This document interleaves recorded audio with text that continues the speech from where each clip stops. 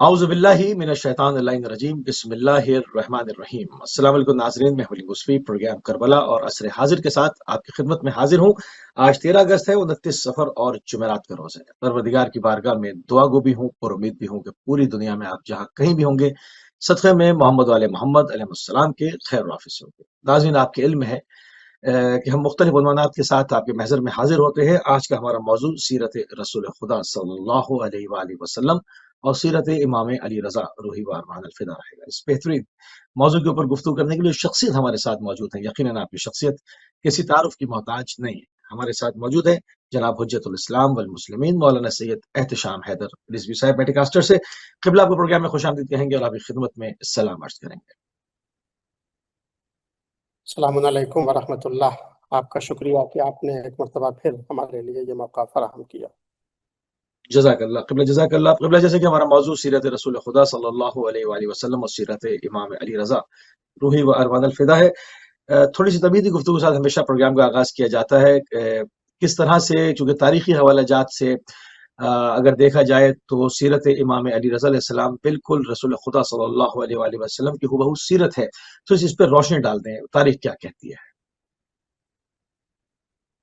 اعوذ باللہ السمیع العلیم من الشیطان اللعین الرجیم، بسم اللہ الرحمن الرحیم، الحمد للہ رب العالمین، والصلاة والسلام علی جمیع الانبیاء والمرسلین، لا سیما علی اشرف الاولین والآخرین، سیدنا و مولانا ابی القاسم محمد وعلی اہل بیتہ الطیبین الطاہرین المعصومین۔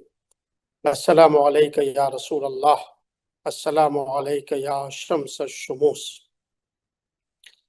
ظاہر سی بات ہے کہ آج کی تاریخ بڑی اہم تاریخ ہے، اس اعتبار سے کہ ہمارے اور آپ کے 8ویں امام حضرت علی بن موسیٰ الرضا صلوات اللہ وسلام علیہ کی تاریخ شہادت ایک قول کے مطابق ماہ سفر کی آخری تاریخ ہے، سن 203 ہجری، اور امام علی رضا علیہ السلام کی ولادت باسعادت 11 ذی-القعدہ سن 148 ہجری کو مدینہ منورہ میں ہوئی۔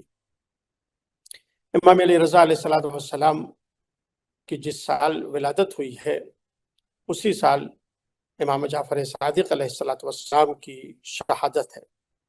ماہ شوال میں سن 148 ہجری میں امام جعفر صادق علیہ السلام کی شہادت ہوئی ہے، اور ماہ ذی-القعدہ سن 148 ہجری میں امام علی رضا علیہ السلام کی ولادت باسعادت ہوئی ہے۔ یعنی امام رضا علیہ السلام کے دنیا میں آنے سے کچھ پہلے، چند دن پہلے، امام جعفر صادق علیہ السلام کی شہادت واقع ہو چکی تھی۔ ظاہر ہے کہ امام صادق علیہ السلام کی شہادت کے سلسلے میں 2 تاریخیں ہمارے یہاں نقل کی جاتی ہیں، اس اتفاق کے ساتھ کہ سن 148 ہجری میں شہادت ہوئی ہے۔ ایک 15 شوال کی تاریخ ہے اور ایک 25 شوال کی تاریخ ہے۔ یعنی امام علی رضا علیہ السلام کے دنیا میں آنے سے 25 دن پہلے یا 15 دن پہلے امام جعفر صادق علیہ السلام اس دنیا سے تشریف لے گئے۔ مگر جانے سے پہلے آپ نے اپنے فرزند امام موسیٰ ابن جعفر صلوات اللہ وسلام علیہ کو خطاب کر کے ارشاد فرمایا کہ اے بیٹا، عنقریب پروردگار عالم تمہیں ایک فرزند عطا کرے گا جو عالم آل محمد ہوگا۔ یعنی امام علی رضا علیہ السلام کی عظمت اور آپ کے مرتبے کے لیے امام صادق علیہ السلام، جو خود اپنے زمانے کے سب سے بڑے عالم ہیں، جو خود اتنے بڑے عالم ہیں اور اللہ تبارک و تعالیٰ کی وہ حجت ہیں لوگوں کے اوپر، وہ فرما رہے ہیں کہ پروردگار عالم تمہیں ایک بیٹا عطا کرے گا جو عالم آل محمد ہوگا۔ یہ تاریخ امامت جس کا آغاز ہوتا ہے باب مدینۃ العلم سے، جس کا آغاز ہوتا ہے، جس کے لیے پیغمبر خدا حضرت رسول اللہ صلی اللہ علیہ وآلہ وسلم نے فرمایا انا مدینۃ العلم وعلی بابھا، امیر المومنین علیہ السلام کو باب مدینۃ العلم قرار دیا ہے۔ اور جس تاریخ امامت کا آغاز باب مدینۃ العلم سے ہو رہا ہے، وہاں عالم آل محمد کا لقب ہے امام علی رضا علیہ السلام کا۔ اس سے اندازہ ہوتا ہے آپ کی عظمت کا، آپ کی رفعت کا، آپ کی بلندی کا۔ زیارت جامعہ کبیرہ میں جو امام علی نقی علیہ السلام کی تعلیم کردہ زیارت ہے، اس میں ہم اہل بیت اطہار علیہ السلام کو خطاب کر کے یہ کہتے ہیں، من عرفکم فقد عرف اللہ ومن جہلکم فقد جہل اللہ۔ اے اہل بیت اطہار علیہ السلام، جس نے آپ کو پہچان لیا، جس نے آپ کی معرفت حاصل کر لی، اس نے اللہ کی معرفت حاصل کر لی، اور جس نے آپ کی معرفت حاصل نہیں کی، اس نے اللہ کی معرفت بھی حاصل نہیں کی ہے۔ یعنی اہل بیت اطہار علیہ السلام باب اللہ ہیں، اہل بیت اطہار علیہ السلام معرفت پروردگار کا ذریعہ ہیں۔ جس نے اہل بیت کو پہچان لیا، اس نے اللہ کو پہچان لیا، اور جس نے اہل بیت کو نہیں پہچانا، اس نے اللہ کو بھی نہیں پہچانا۔ ظاہر ہے کہ اہل بیت اطہار علیہ السلام کا ارشاد ہے، بنا عرف اللہ، ہمارے ذریعے سے خدا پہچانا گیا ہے۔ لولانا لما عرف اللہ، اگر ہم نہ ہوتے تو کوئی اللہ کو پہچاننے والا نہ ہوتا۔ بنا عبد اللہ، ہمارے ذریعے سے اللہ کی عبادت کی گئی ہے۔ لولانا لما عبد اللہ، اگر ہم نہ ہوتے تو کوئی اللہ کی بندگی کرنے والا نہ ہوتا۔ معرفت پروردگار کا درس اہل بیت اطہار نے دیا ہے، بندگی پروردگار کرنے کا سلیقہ اہل بیت اطہار نے بتایا ہے۔ لہٰذا امام کو پہچاننا، اہل بیت کو پہچاننا، یہ ہماری شرعی ذمہ داری ہے کہ ہم ان کے ذریعے سے پروردگار تک پہنچتے ہیں، اور اگر ان کی معرفت حاصل ہو گئی تو گویا اللہ کی معرفت جو ہے وہ حاصل ہو گئی ہے۔ اہل بیت اطہار علیہ السلام کی معرفت، اور ظاہر ہے کہ آج اتنا بڑا مجمع جو امام علی رضا علیہ السلام کی زیارت کے لیے خراسان میں، زمین خراسان پر ارض طوس کے اوپر ایران میں جمع ہوا ہے، ٹیلی ویژن کے اوپر، اخباروں میں لوگ دیکھ رہے ہیں کہ کتنا عظیم مجمع ہے جو امام رضا علیہ السلام کی شہادت کے موقع کے اوپر آپ کے شہر میں آپ کی زیارت کے لیے جمع ہوا ہے۔ یہ زیارت امام رضا علیہ السلام، جس کے لیے آپ کے فرزند، ہمارے اور آپ کے نویں امام محمد تقی علیہ السلام، امام جواد علیہ السلام نے فرمایا کہ جو میرے بابا کی زیارت معرفت کے ساتھ کرے، پروردگار عالم اس کے لیے جنت کو واجب قرار دے گا۔ پروردگار عالم جنت کو لکھ دیا ہے معرفت کے ساتھ جو امام رضا علیہ السلام کی زیارت کرے۔ اب ایک نقطہ جو بنیادی نقطہ ہے، اور ہر معصوم کی زیارت کے سلسلے میں، ہر امام کی معرفت کی زیارت کے سلسلے میں یہ جملہ ملتا ہے، اور ظاہر ہے کہ زائر جب زیارت کے لیے جاتا ہے تو ایک بنیادی شرط ہے معرفت۔ مثلا جس نے امام حسین علیہ السلام کی زیارت کی معرفت کے ساتھ، اس کے لیے مثلا یہ اجر و ثواب ہے، اس کے لیے جنت ہے، اس نے گویا اللہ تبارک و تعالیٰ کی زیارت عرش کے اوپر کی ہے۔ اسی طریقے سے امام رضا علیہ السلام کی زیارت کے لیے یہ فقرہ جو ہے وہ روایت میں پایا جاتا ہے کہ جس نے امام رضا علیہ السلام کی زیارت کی معرفت کے ساتھ، یا معصومہ قم سلام اللہ علیہا کی زیارت کے سلسلے میں بھی جو روایات وارد ہوئی ہیں، وہاں بھی یہ معرفت کو بنیاد قرار دیا گیا ہے کہ جس نے معصومہ قم کی زیارت کی معرفت کے ساتھ۔ تو راوی نے امام جواد علیہ السلام سے یہ سوال کیا کہ فرزند رسول، آپ نے اپنے بابا امام رضا علیہ السلام کی زیارت کے سلسلے میں جو یہ ثواب بیان کیا ہے، اس میں آپ نے معرفت کی شرط لگائی ہے کہ جو معرفت کے ساتھ زیارت کرے اس کے لیے جنت ہے۔ تو مولا یہ بتائیے کہ معرفت سے مراد کیا ہے، یعنی ہم کس طرح سے امام رضا علیہ السلام کی زیارت کریں تاکہ ہماری زیارت جو ہے وہ بامعرفت زیارت ہو۔ امام نے اس نقل کے مطابق ارشاد فرمایا کہ جو میرے بابا امام رضا علیہ السلام کی زیارت ان 4 شرطوں کے ساتھ کرے اس کے لیے جنت ہے۔ اس نے گویا بامعرفت زیارت کی ہے۔ پہلی شرط یہ ہے کہ زائر جب زیارت کرنے کے لیے آیا ہے تو وہ یہ عقیدہ رکھتا ہو کہ بِأَنَّهُ امام، کہ یہ جس کی ہم زیارت کرنے کے لیے آئے ہیں یہ ہمارا امام ہے۔ اب ظاہر ہے کہ جب ہم نے انہیں اپنا قائد مانا ہے، ہم نے جب انہیں اپنا امام تسلیم کیا ہے، تو امام کے لیے زندہ ہونا اور مردہ ہونا یہ کوئی معنی نہیں رکھتا ہے۔ وہ ہمارے امام ہیں، وہ جس طریقے سے ہماری باتوں کو اپنی زندگی میں سن سکتے ہیں اور سنتے ہیں، اسی طریقے سے اس دنیا سے رخصت ہونے کے بعد بھی ہماری باتوں کو سنتے ہیں اور ہمارے سلام کو سنتے ہیں اور ہمارے سلام کا جواب دیتے ہیں۔ یعنی ان کو ہم نے اپنا امام تسلیم کیا ہے، ان کو ہم نے اپنا امام مانا ہے۔ جس طریقے سے ہم نے رسول اللہ صلی اللہ علیہ وآلہ وسلم کو اپنا رسول مانا ہے، اپنا پیغمبر مانا ہے، اشہد ان محمد رسول اللہ، ہم گواہی دیتے ہیں کہ محمد اللہ کے رسول ہیں، یعنی آپ کے اس دنیا سے رخصت ہونے کے بعد آپ کی رسالت ختم نہیں ہوئی ہے، بلکہ ہم اس رسالت کی گواہی دے رہے ہیں۔ اسی طریقے سے زائر امام رضا علیہ السلام کی زیارت کے لیے جب جائے تو اس کا یہ عقیدہ ہونا چاہیے کہ یہ ہمارے امام ہیں، یہ امام ہیں۔ تو ظاہر ہے کہ جب امام ہے تو حی و میت اس کے معنی نہیں ہے، وہ جس طریقے سے زندگی میں ہماری بات کو سنتے ہیں اسی طریقے سے اس دنیا سے رخصت ہونے کے بعد بھی ہماری آواز کو سنتے ہیں، ہمارے سلام کو سنتے ہیں اور ہمارے سلام کا جواب دیتے ہیں۔ ظاہر ہے کہ یہ عقیدہ رکھنا بہت اہم ہے انسان کے لیے، اور امام علی رضا علیہ السلام کس طریقے سے ہماری باتوں کو سنتے ہیں اور جواب دیتے ہیں۔ مرحوم آیت اللہ العظمیٰ آغائے میلانی رضوان اللہ تعالیٰ علیہ مسجد گوہرشاد میں، جو امام رضا علیہ السلام کے حرم مطہر سے متصل مسجد ہے، اس میں آپ درس خارج دے رہے تھے اور بدھ کا دن تھا۔ اس میں آپ نے امام علی رضا علیہ السلام کی ایک کرامت بیان کی، امام کا ایک معجزہ جس کو آج کی زبان میں کہیں تو امام کا بیان کیا۔ کہا کہ امام علی رضا علیہ السلام ایک راستے سے گزر رہے تھے، ایک قریے سے، ایک گاؤں سے آپ کا گزر ہوا، تو ایک شخص جو اس گاؤں میں تھا اس نے کچھ غسل خانے بنوائے تھے، حمام بنوائے تھے، تو اس نے امام رضا علیہ السلام کے پاس آ کے گزارش کی، فرزند رسول آپ ہمارے اس غسل خانے میں آ کر غسل کر لیجئے، نہا لیجئے، تاکہ ہمارا غسل خانہ جو ہے وہ ببرکت ہو جائے۔ امام نے اس کی تجویز کو قبول کیا اور اس نے غسل خانے کو آمادہ کیا اور معطر کیا، اور امام جو ہے وہ غسل کے لیے تشریف لے گئے۔ ایک شخص تھا اس گاؤں میں جو ایک بہت ہی خطرناک قسم کی بیماری میں مبتلا تھا، برس کی بیماری میں مبتلا تھا، کوڑ کی بیماری میں مبتلا تھا۔ اللہ تمام لوگوں کو محفوظ رکھے اس بیماری سے۔ بڑی خطرناک بیماری ہوتی ہے جو منتقل بھی ہوتی ہے، سرایت بھی کرتی ہے۔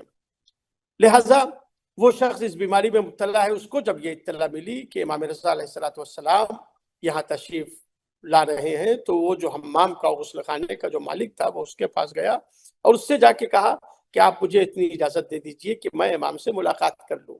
اس شخص نے کہا ٹھیک ہے کہ جاؤ، حمام کے پانی کو گرم کرنے کے لیے فلاں جگہ جو ہم نے آگ جلائی ہے وہاں جا کر بیٹھ جاؤ، اگر امام جو ہے وہ تم کو خود آواز دیں گے تو تم امام کے پاس آ جانا۔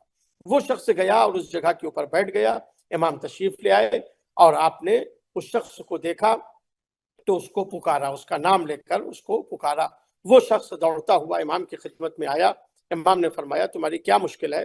اس نے کہا فرزند رسول کہنا کیا ہے آپ کے سامنے، بتانا کیا ہے آپ کو؟ اب دیکھیے ہم اس بیماری میں مبتلا ہیں کہ اب ہمارے گھر والوں نے بھی ہم کو اپنے گھر سے نکال دیا ہے، میں بس زندگی کے دن کو پورا کرنا چاہتا ہوں، میں کھنڈہر میں اور خرابے میں زندگی گزار رہا ہوں اور مولا اس بیماری میں مبتلا ہوں، اور ظاہر ہے کہ کوئی مجھے اپنے قریب بیٹھنے بھی نہیں دیتا ہے، تو آپ ہمارے لیے کوئی علاج جو ہے وہ بتائیے۔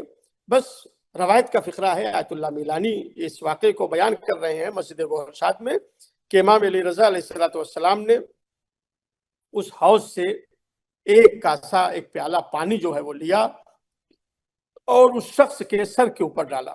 جیسے ہی وہ پانی اس شخص کے سر کے اوپر پڑا اور سر سے ہوتا ہوا بدن تک پہنچا اور اس بدن سے پورے بدن میں وہ پانی پہنچا، تو جیسے جیسے پانی کے قطرات اس کے جسم سے مس ہو رہے تھے، جسم کے اوپر گر رہے تھے، ویسے اس کو شفا مل رہی تھی، اور اچانک جو ہے اس نے دیکھا کہ اللہ تبارک و تعالیٰ نے امام رضا علیہ السلام کے صدقے میں اسے مکمل شفا عطا کر دی ہے۔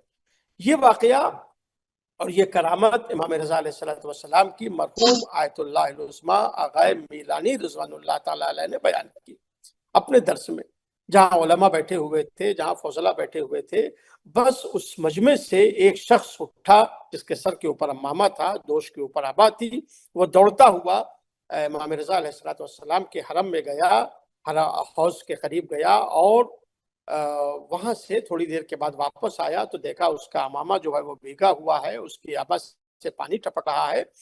اور لوگوں سے خطاب کر کے کہہ رہا ہے کہ لوگوں گواہ رہنا کہ مجھے بھی اللہ تبارک و تعالیٰ نے امام رضا علیہ الصلوۃ والسلام کے صدقے میں شفا عطا کی ہے۔ آیت اللہ میلانی کو وہ خطاب کر کے کہتا ہے کہ آقا میں آپ کے درس میں روزانہ نہیں آتا تھا، لیکن آج جو ہے نہیں معلوم میرے دل میں یہ خیال پیدا ہوا کہ میں آپ کے درس میں آؤں۔ میں بھی اسی بیماری میں مبتلا تھا جس کا تذکرہ آپ نے کیا، اور میں امام رضا علیہ الصلوۃ والسلام کی یہ کرامت جو آپ نے بیان کی جب میں نے سنی تو میں آپ کے اس درس سے اٹھا اور امام رضا علیہ الصلوۃ والسلام کے حرم مطہر کے اس صحن میں گیا، اور حوض سے میں نے ایک پیالہ پانی لیا اور ذریعہ اطہر کو امام رضا علیہ الصلوۃ والسلام کے روضے کو خطاب کر کے، ذریع کو خطاب کر کے کہا کہ اے فرزند رسول، اے امام رضا علیہ الصلوۃ والسلام، آپ کے لیے زندہ ہونا اور مردہ ہونا کوئی معنی نہیں رکھتا ہے۔ جس طریقے سے زندگی میں پروردگار عالم نے آپ کے ذریعے سے شفا دی ہے، لہٰذا میں آپ کی نیابت میں آپ کی طرف سے یہ پانی میں اپنے سر کے اوپر ڈالتا ہوں، آپ اللہ تبارک و تعالیٰ کی بارگاہ میں دعا کریں اور اللہ مجھے شفا عطا کرے۔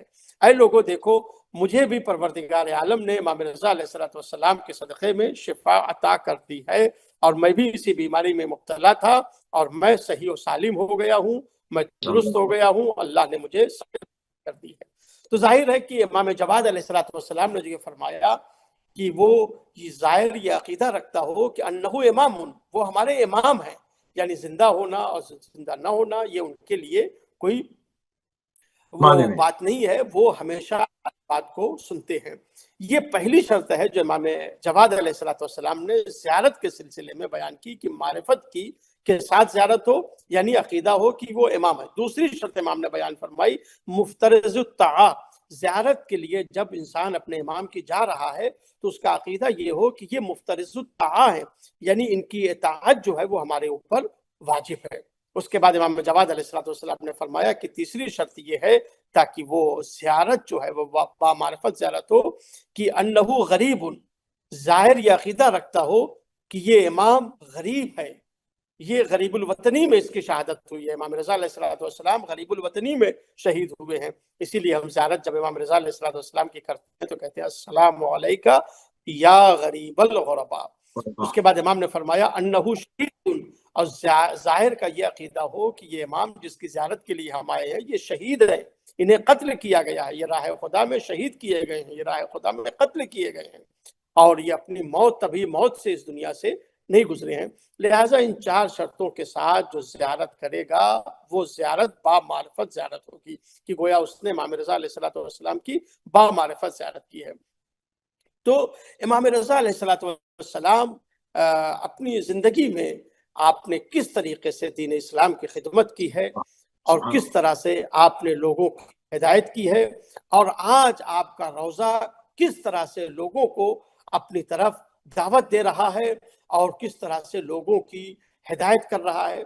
امام رضا علیہ الصلوۃ والسلام جب آپ خراسان آئے اور امام جواد علیہ الصلوۃ والسلام مدینے میں تھے، امام رضا علیہ الصلوۃ والسلام کی سوانح حیات پر ایک جو بہترین کتاب لکھی گئی ہے وہ ہے مرحوم شیخ صدوق رضوان اللہ تعالیٰ علیہ کی کتاب عیون اخبار الرضا، جو امام رضا علیہ الصلوۃ والسلام کی سوانح حیات پر لکھی گئی ہے۔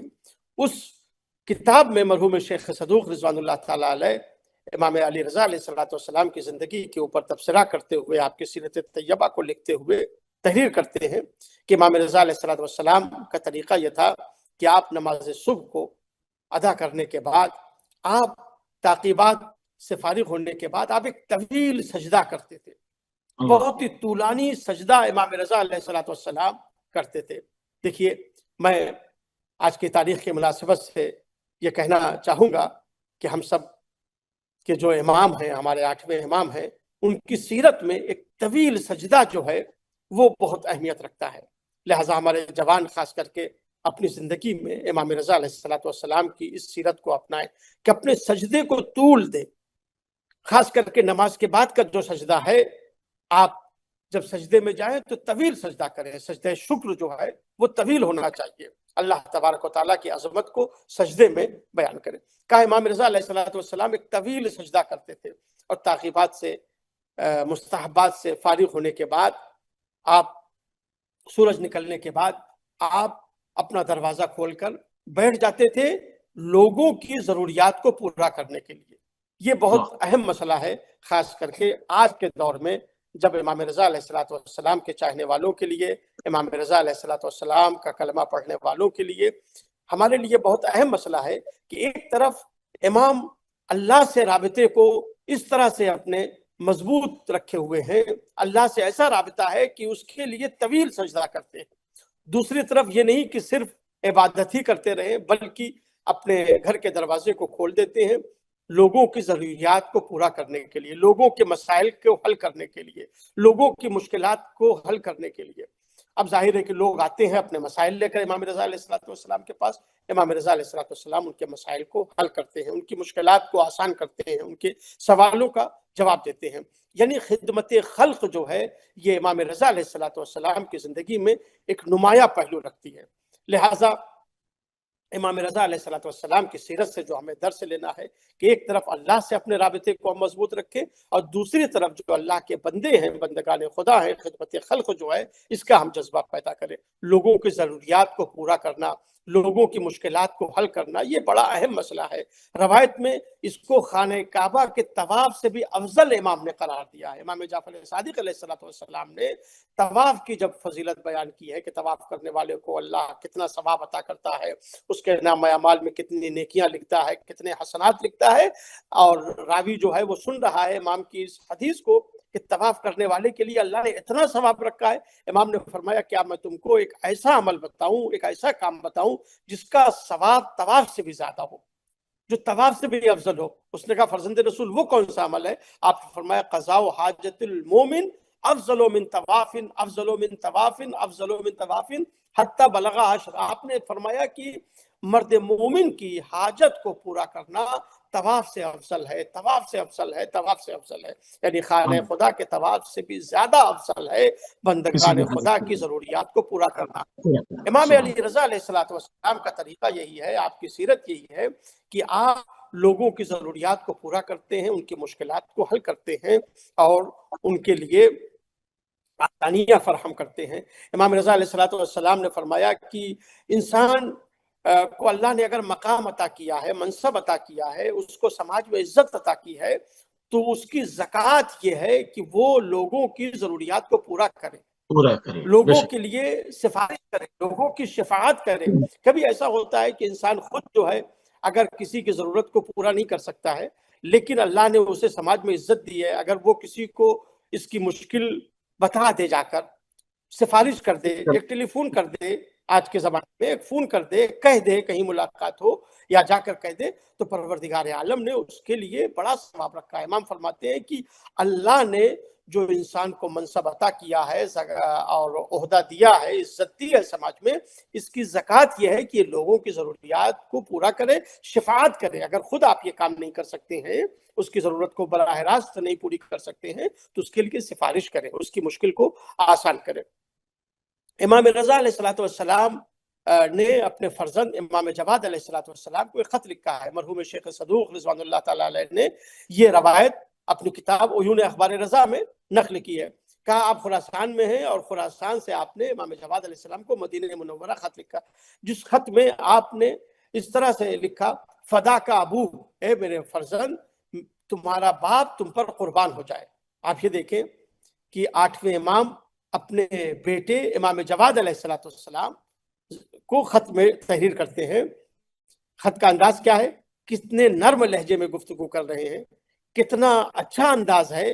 یہ آج کے باپ کے لیے بھی درس ہے۔ امام رضا علیہ السلام کی سیرت سے ہم یہ درس حاصل کریں کہ بیٹے سے کیسے گفتگو کرنا ہے، بیٹی سے کیسے گفتگو کرنا ہے، فرزند سے کیسے گفتگو کرنا ہے۔ امام فرماتے ہیں فدا کا ابو، تمہارا باپ تم پر قربان ہو جائے، تمہارا باپ تم پر فدا ہو جائے۔ یعنی اس طرح سے باپ اپنے بیٹے سے گفتگو کرے، نرم لہجہ ہو، نرم لہجے میں گفتگو کرے۔ اس کے بعد لکھتے ہیں، بسم اللہ بسم اللہ، جی فرمائیے۔ جی بسم اللہ۔ اس کے بعد امام رضا علیہ السلام لکھتے ہیں کہ اے میرے فرزند، اے میرے بیٹا، اے میرے میوہ دل، اے میرے دل کی ٹھنڈک، آپ جو ہے وہ لوگوں کی ضروریات کو پورا کریں۔ امام رضا علیہ السلام کے گھر میں جو مدینے میں گھر تھا 2 دروازے تھے. ایک دروازہ وہ تھا جو عمومی دروازہ تھا، صدر دروازہ تھا، اور ایک دروازہ جو ہے وہ دوسرا تھا. تو امام جواد علیہ السلام کو جو لے جایا جاتا تھا وہ اس دروازے سے لے جاتے تھے جدھر لوگ کم ہوتے تھے. امام رضا علیہ السلام نے خط میں لکھا، کہا میرے بیٹے میں نے یہ سنا ہے، مجھے یہ اطلاع ملی ہے کہ آپ کو دوسرے دروازے سے لوگ گھر سے باہر لے کر جاتے ہیں اور اس دروازے سے لاتے ہیں. میرے فرزند، میرا جو حق ہے تم پر، میں اس حق کا واسطہ دے کر تم سے یہ کہہ رہا ہوں کہ تم صدر دروازے سے گھر سے باہر نکلا کرو اور صدر دروازے سے گھر میں آیا کرو، تاکہ لوگ جو ہیں وہ اپنی ضروریات کو تم سے کہیں اور تم ان کی ضروریات کو پورا کرو. اور بیٹا جب گھر سے باہر نکلا کرو تو اپنے ساتھ پیسے لے کر نکلا کرو، درہم و دینار لے کر نکلا کرو اور لوگوں کو عطا کرو. اللہ تمہارے مقام کو بلند کرے. دیکھیے یہ خط پوری تفصیل کے ساتھ مرحوم شیخ صدوق نے عیون اخبار رضا میں نقل کیا ہے، اور اس کی تفصیلات جو ہے وہ وہاں موجود ہے، جزیات کے ساتھ خط کو بیان کیا گیا ہے. میں اس وقت جو اس خط کے حوالے سے 2 باتیں اپنے ناظرین کرام کے لیے عرض کرنا چاہتا ہوں. پہلی بات یہ ہے کہ باپ کا طرز گفتگو کیا ہے، باپ کا طرز بات کرنے کا انداز کیا ہے بیٹے کے ساتھ، کہ نرم لہجے میں گفتگو کرے اور نرم انداز سے بیٹے سے گفتگو کرے. اور دوسری بات یہ ہے کہ امام کس طریقے سے اپنے بیٹے کو یہ نصیحت کر رہے ہیں، کہتے پروردگار تمہارے مقام کو بلند کرے، تمہارے بیٹے اے میرے فرزند اللہ تمہارے مقام کو بلند کرے. یعنی باپ اپنے بیٹے کو جب نصیحت کرے تو اس نصیحت کے ساتھ اپنے بیٹے کے لیے دعا بھی کرتا رہے. یعنی ظاہر ہے کہ یہ صرف امام جواد کو خط نہیں لکھا ہے امام نے، بلکہ تمام چاہنے والوں کو یہ درس دیا ہے، ہر سبحان باپ کو یہ درس اللہ، دیا ہے کہ بیٹے کے لیے دعا کرتا رہے. لہذا سبحان اللہ، امام جواد علیہ السلام ظاہر ہے کہ آپ نام ہی سے واضح ہے کہ آپ جواد ہیں، آپ کا لقب جو ہے وہ جواد ہے، جواد الائمہ ہے. اور صحیح، امام رضا علیہ السلام لوگوں کی مشکلات کو حل کرنے کے لیے یہ زور دیتے ہیں، اس کی تاکید کرتے ہیں، اور تاکید تمام کرتے چاہنے ہیں. والوں کو امام نے یہ امام فرماتے ہیں کہ جب تم کوئی کام کرو تو اس کام کو کار خیر کو جلدی انجام دو، اس میں تاخیر نہ کرو، اور اس کار خیر کو حدیث میں وارد ہوا ہے اس کار خیر کو چھوٹا حساب نہ کرو، حقیر نہ سمجھو، اور اس کار خیر کو چھپاؤ. یعنی یہ کار خیر کرنے کی 3 خصوصیت جو ہے وہ روایت میں بیان کی گئی ہے. کبھی ایسا ہوتا ہے، ایسا نہیں ہے کہ آج لوگ کار خیر نہیں اچھا کرتے ہیں، رسول، کار خیر کرتے ہیں. کرنے میں 3 چیزوں کی رعایت کرنی چاہیے. حدیث میں جو فقرہ وارد ہوا ہے، ایک یہ کہ اس کو ٹالے نہیں. مثلا ایک مرد مومن کوئی حاجت لے کر آیا ہے تو یہ نہیں کہ اس کو آپ کل پرسوں کے اوپر ٹالیں، بلکہ آپ کے امکان میں ہے تو آپ اس کو فوراً حل کریں، اور اس کے بعد جلدی کریں اس کو حل کرنے میں. پھر اس کو چھوٹا حساب نہ کریں، حقیر نہ سمجھیں، اور اس کو چھپائیں. یعنی اس مرد مومن کی آبرو آپ کے ہاتھ میں ہے، اللہ تبارک و تعالیٰ صحیح، نے آپ کو ذریعہ بنایا ہے اگر مسئلے کو حل کرنے کے لیے تو اس کو چھپائیں. اللہ تبارک و تعالیٰ نے یہ حکم دیا ہے کہ انسان جو ہے وہ دوسروں کی عزت کی حفاظت اور کرے. آبرو کی حفاظت کرے. اچھا رسول کریم صلی اللہ علیہ وآلہ وسلم کی زندگی میں صبر، برداشت کا سب سے نمایاں پہلو جو ہے وہ کیا تھا، اور آج ہم اس سے کیا سیکھ سکتے ہیں؟ کیونکہ اب سیرت امام علی رضا اسلام بیان کرنا جو کہ ہو بہو رسول کریم کی سیرت کا تسلسل ہے، ایک کے بعد ایک، کیونکہ معصوم کے بعد معصوم ہے. تو رسول اللہ کی زندگی میں صبر اور برداشت، اس کا سب سے عظیم نمونہ، سب سے عظیم پہلو کیا ہے؟ اس پہ بھی روشنی ڈالنے کا.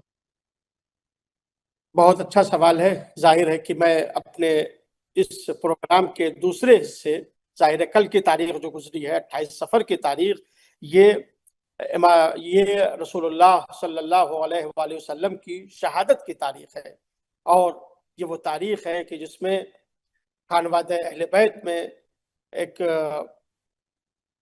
وہ جو غم کا سلسلہ شروع ہوا ہے، ظاہر ہے کہ 28 صفر سے شروع ہوا ہے جب رسول اللہ صلی اللہ علیہ وآلہ وسلم کی شہادت ہوئی ہے.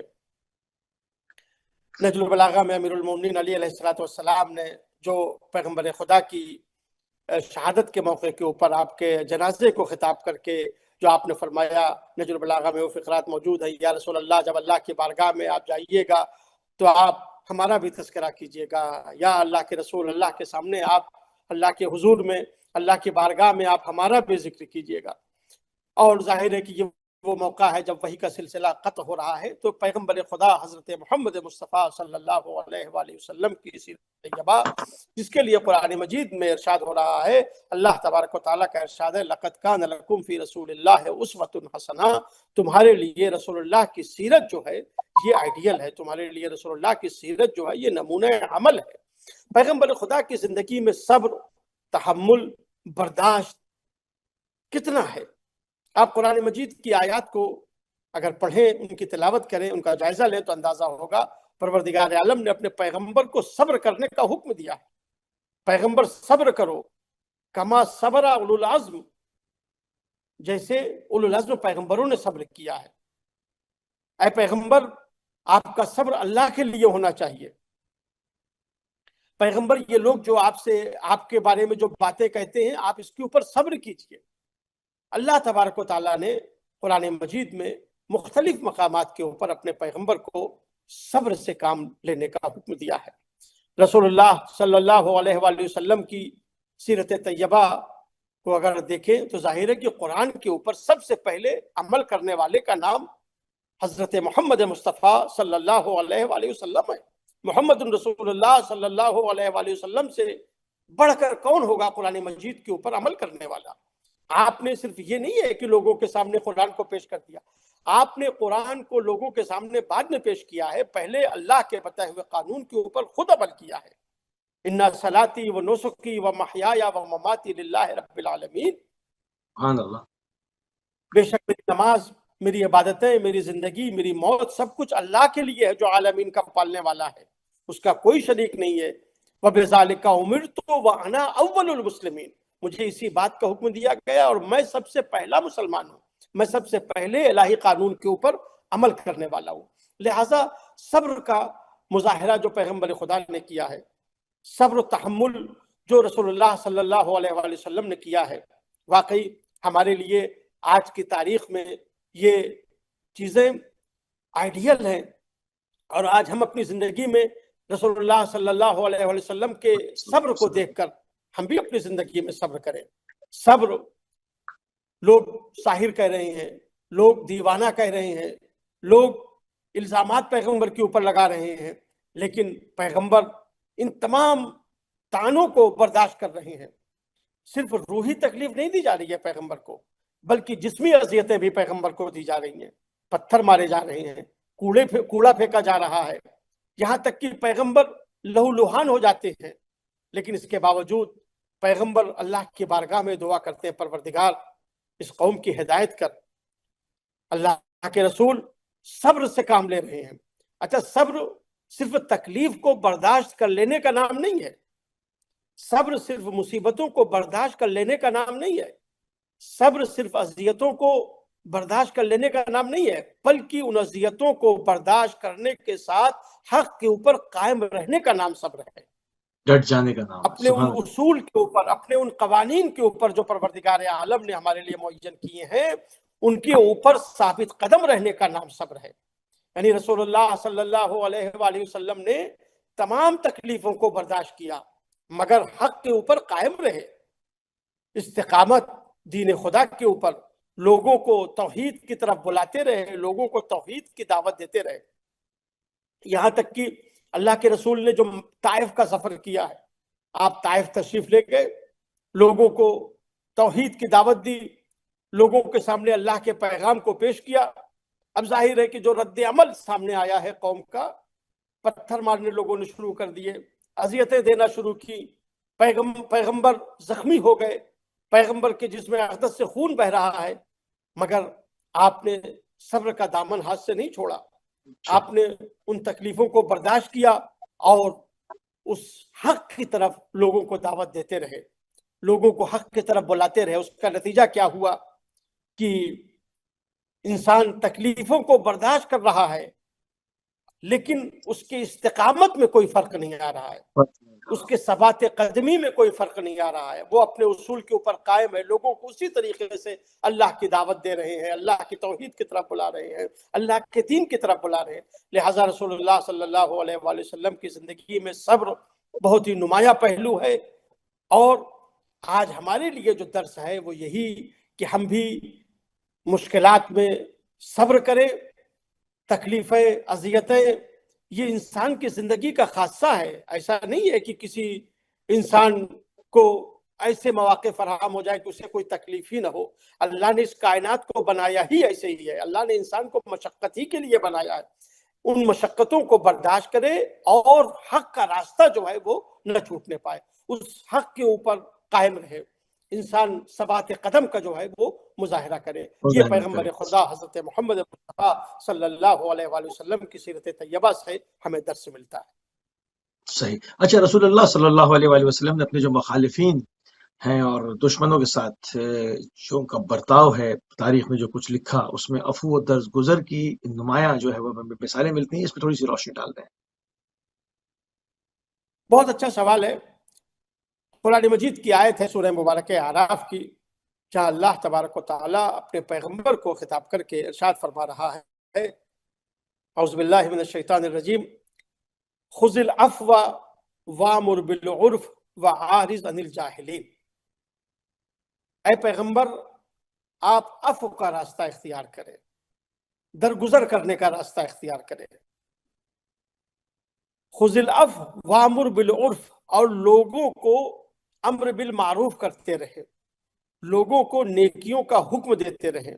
وعارض عن الجاہلین، اور جاہلوں سے مقابلہ کرنے کے بجائے ان سے کنارہ کشی اختیار کریں. یہ وہ آیت ہے جس کے بارے میں روایت میں فقرہ وارد ہوا ہے کہ اللہ تبارک و تعالیٰ نے اخلاقیات کے لیے اس سے بہتر کوئی آیت نازل نہیں کی ہے. پورے اخلاقیات کا جامع جو ہے، اصول جو ہے وہ اس میں بیان کر دیا ہے. سب سے پہلا قانون کیا بیان کیا ہے؟ عفو کا راستہ اختیار کریں، درگزر کا راستہ اختیار کریں. پیغمبر کو اللہ خطاب کر کے ارشاد فرما رہا ہے، اور نیکیوں کا حکم دیتے رہے اور جاہلوں سے مقابلہ کرنے کے بجائے ان سے کنارہ کشی اختیار کریں.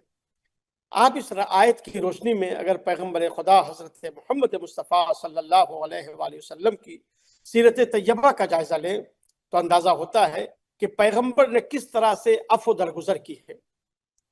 بہترین مثال فتح مکہ کے موقع کے اوپر دیکھیں. فتح مکہ ہوا اور پیغمبر خدا ایک فاتح کی حیثیت سے مکے میں داخل ہو رہے. اب ظاہر سی بات ہے کہ فاتح کی حیثیت سے جب آ رہے ہیں، اس سے پہلے مکے والوں نے کتنا ستایا ہے پیغمبر کو. آپ کو جلا وطن کر دیا گیا اور کتنی مصیبتوں کا سامنا کیا ہے اللہ کے رسول نے اس مکے میں.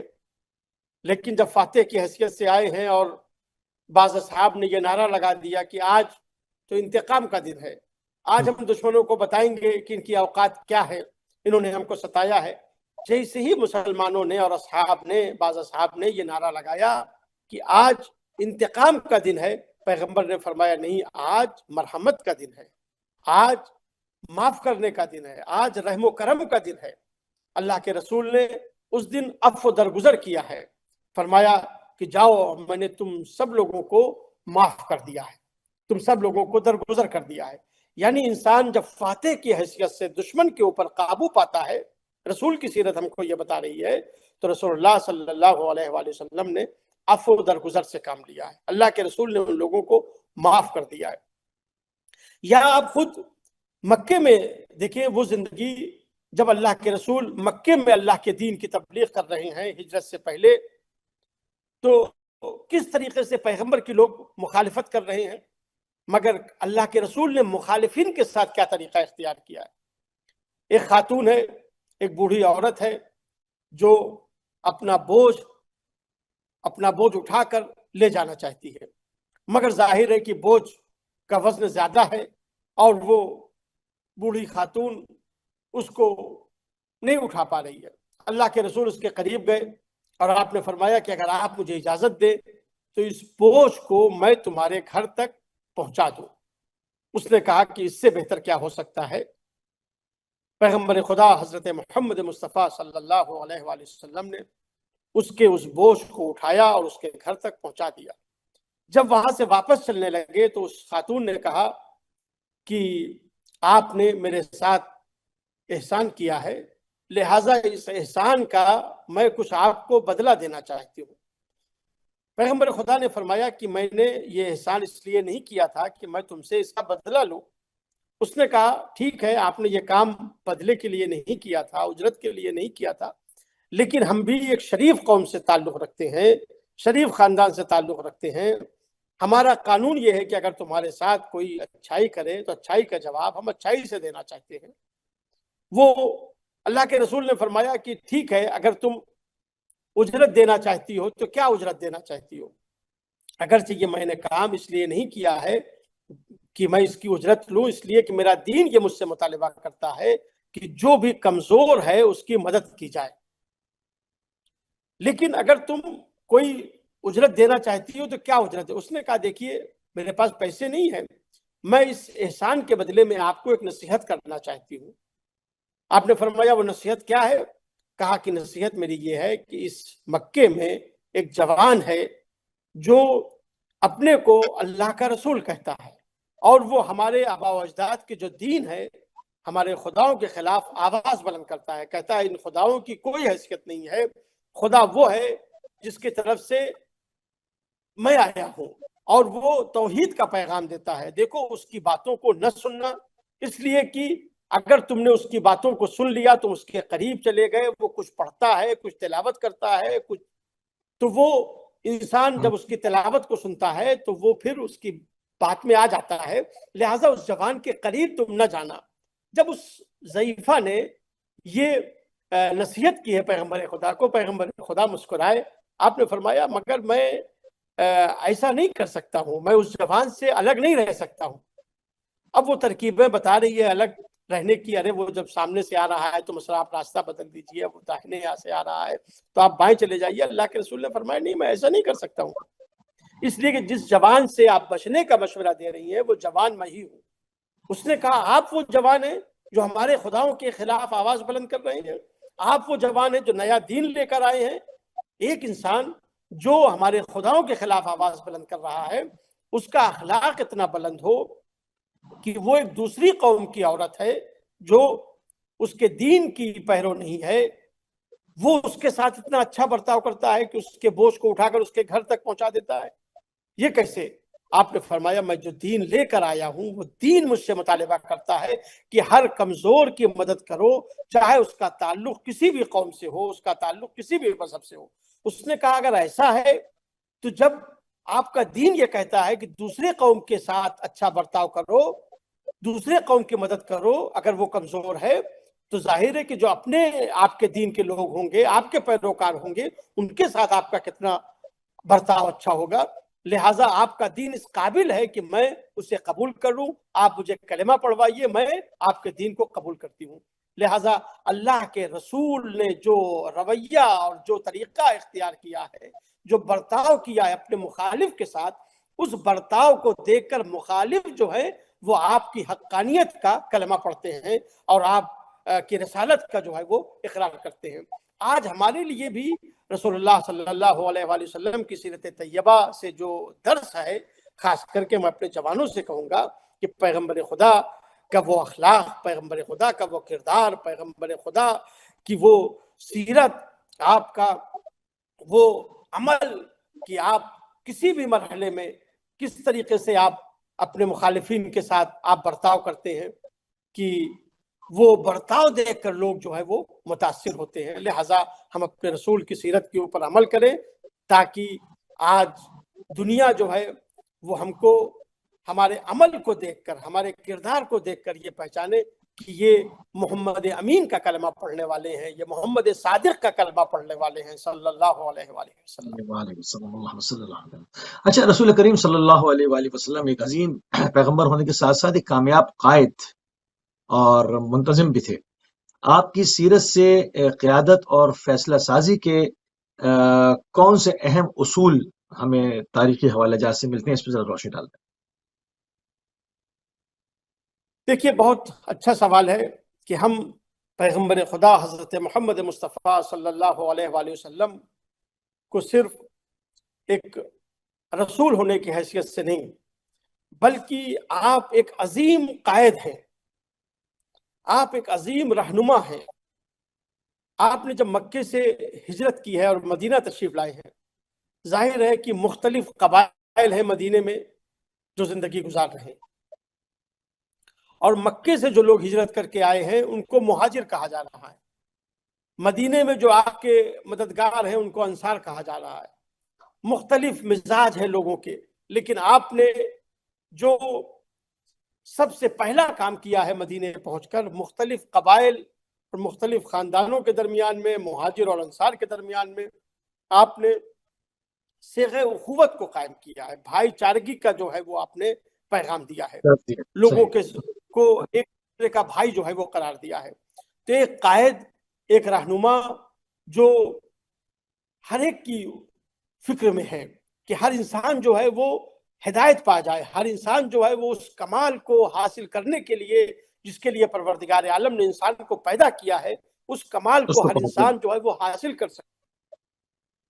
لہذا پیغمبر خدا نے مدینے پہنچ کر، حتیٰ جو آپ نے مدینے والوں کے ساتھ، جو بھی سارے مدینے والے تو مسلمان نہیں ہوئے ہیں، وہاں یہودی بھی ہے، وہاں دوسرے لوگ بھی موجود ہیں، کافر بھی موجود ہیں، بت پرست بھی موجود ہیں. اللہ کے رسول نے ایک ایگریمنٹ کیا ہے ان مدینے والوں کے ساتھ.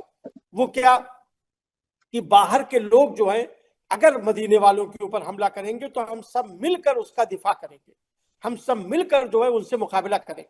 ظاہر ہے کہ ایک قائد وہ ہوتا ہے جس کو صرف اپنی فکر نہیں ہوتی ہے، بلکہ وہ پوری امت کی اور پورے انسانوں کی نجات کے لیے اس کو فکر ہوتی ہے. رسول اللہ صلی اللہ علیہ وآلہ وسلم نے اپنی قیادت کے ذریعے سے، اپنی اس رہبری کے ذریعے سے، آج کی زبان میں کہیں اپنی لیڈرشپ کے ذریعے سے، آپ نے کس طریقے سے لوگوں کو اپنی طرف جذب کیا ہے اور لوگوں کے درمیان جو اختلافات تھے ان اختلافات کو ختم کیا ہے، بلکہ جو وجہ اشتراک ہے اس وجہ اشتراک کو سامنے رکھ کر لوگوں کو ایک پلیٹ فارم پہ جمع کیا ہے. اور اس طریقے سے آپ نے اس قافلہ انسانیت کو آگے بڑھایا ہے، جس کا نتیجہ یہ ہوا کہ ابھی چند سال آپ نے مکے میں گزارے تھے کہ پورا جزیرۃ العرب جو ہے وہ اسلام کی حقانیت کی طرف متوجہ ہو گیا، اور دیکھتے ہی لوگ جو ہے جوغ در جوغ جو ہے وہ آپ کا کلمہ پڑھنے لگے اور آپ کے دین میں جو ہے وہ داخل ہونے لگے. اچھا، اگر رسول کریم صلی اللہ علیہ وآلہ وسلم کی پوری سیرت مبارکہ سے آج کی نوجوان نسل کے لیے چند بنیادی اصول اور عملی پیغامات اخذ کیے جائیں تو وہ کیا ہوں گے؟ اس پہ ذرا روشنی ڈال دیں. بہت اچھا سوال ہے. ہم پیغمبر خدا حضرت محمد مصطفیٰ صلی اللہ علیہ وآلہ وسلم کی سیرت طیبہ اور آپ کی زندگی کا ایک ایک لمحہ، آپ کی زندگی کا ایک ایک عمل ہمارے لیے حجت ہے. آپ نے کس طریقے سے لوگوں کی ہدایت کی ہے. آپ نے صرف تقریر اور زبان سے تبلیغ نہیں کی ہے، بلکہ اس تقریر اور زبان کے اوپر جو الفاظ آئے ہیں، جو پیغام آیا ہے، اس سے پہلے آپ نے عمل کیا ہے. آج کے جوانوں کو جو درس لینا ہے، ہمیں جو درس لینا ہے، رسول کی امت کو جو درس لینا ہے رسول اللہ صلی اللہ علیہ وآلہ وسلم کی زندگی سے، اگر اللہ کے رسول نے کہا جھوٹ بولنا حرام ہے، تو پہلے اللہ کی رسول کی زندگی کو لوگوں نے اس طرح سے دیکھا کہ مشرک، دشمن، کافر وہ آپ کی صداقت کا کلمہ پڑھ رہے ہیں. یعنی صرف کہنا نہیں ہے، بلکہ آج کا جوان جھوٹ کو اپنی زندگی سے ترک کر دے، تاکہ دیکھنے والا یہ دیکھے اور محسوس کرے کہ یہ انسان رسول کا چاہنے والا ہے، رسول کا کلمہ پڑھنے والا ہے، لہٰذا اس کی زندگی میں جھوٹ نہیں ہوگا، یہ جھوٹ نہیں بولے گا. رسول اللہ صلی اللہ علیہ وآلہ وسلم نے امانت داری کا پیغام دیا ہے، لیکن اس سے پہلے کہ آپ امانت داری کا درس دیں، آپ کو لوگ امین کے لقب سے پکارتے ہیں. یعنی یہ وہ انسان ہے جو کسی کے مال میں خیانت نہیں کر سکتا، یہ وہ انسان ہے جو دیانت دار ہے، جو امین ہے. لہٰذا ہمارے جوان اور امت پیغمبر جو آج رسول اللہ صلی اللہ علیہ وآلہ وسلم کی زندگی سے جو درس حاصل کرے وہ یہ کہ ہماری امانت داری بھی سماج میں اور معاشرے میں ایسی ہونی چاہیے کہ انسان ہمارے اوپر ایسا اعتبار کرے کہ یہ انسان خیانت نہیں کر سکتا ہے، یہ انسان کسی کے مال میں کوئی اس کو نقصان نہیں پہنچا سکتا ہے، اس کی امانت داری جو ہے وہ ایک مثال بن جائے سماج میں. اس لیے کہ ہم رسول کے ماننے والے ہیں، جن کو سب امین کہہ رہے تھے، ہم اس رسول کا کلمہ پڑھتے ہیں جس کو سب صادق کہہ رہے تھے. لہٰذا رسول اللہ صلی اللہ علیہ وآلہ وسلم کی زندگی سے ہم کو جو درس حاصل کرنا ہے کہ دین جو ہے وہ صرف زبان کی حد تک ہماری یہاں نہ ہو، بلکہ عمل سے، کردار سے، رفتار سے، گفتار سے ہماری زندگی اور ہمارے سماج میں رہنے، بازار میں کاروبار کرنے سے، ہر جگہ سے یہ ظاہر ہو کہ یہ شخص وہ ہے کہ جو پیغمبر خدا حضرت محمد مصطفیٰ صلی اللہ علیہ وآلہ وسلم کا کلمہ پڑھنے والا ہے، ان کا امتی ہے، ان کی سیرت کے اوپر عمل کرنے والا ہے. یعنی ہمیں جو درس لینا ہے کہ ہم اپنے کردار سے بتائیں، صرف زبان سے نہ کہیں کہ ہم مسلمان ہیں، ہم مومن ہیں، ہم پیغمبر خدا کا کلمہ پڑھنے والے ہیں، ہم علی علیہ السلام کا کلمہ پڑھنے والے ہیں، امام رضا علیہ السلام کی امامت کو مانتے ہیں، امام ائمہ معصومین علیہ السلام کی امامت کو مانتے ہیں، بلکہ ہمارا کردار یہ گواہی دے کہ ہم نے رسول اور آل رسول کو اپنا قائد اور اپنا امام مانا ہے. سبحان اللہ قبلہ، سبحان اللہ. بہت انتہائی مشکور ہیں اور انتہائی ممنون ہیں آپ کے کہ آپ نے ایک مرتبہ پھر اپنا قیمتی ٹائم اہل بیت ٹی وی کو دیا. ناظرین، آپ سماعت فرما رہے تھے جناب حجت الاسلام والمسلمین مولانا سید احتشام حیدر رضوی صاحب کو میڈیکاسٹر سے. ہم نے پوری کوشش کی کہ سیرت رسول خدا صلی اللہ علیہ وآلہ وسلم، سیرت امام علی رضا روحی و ارواح الفدا کے حوالے سے جو ہم نے آج پروگرام تشکیل دیا ہے، اس پر جو ہے وہ زیادہ سے زیادہ آرائز آپ کی خدمت عالیہ میں جو ہے وہ پیش کر سکیں. اس وقت ہمارے پروگرام کا ٹائم تمام ہو گیا. ہماری آپ کی اگلی ملاقات انشاءاللہ کل روز جمعہ. اجازت دیجیے. السلام علیکم ورحمۃ اللہ وبرکاتہ.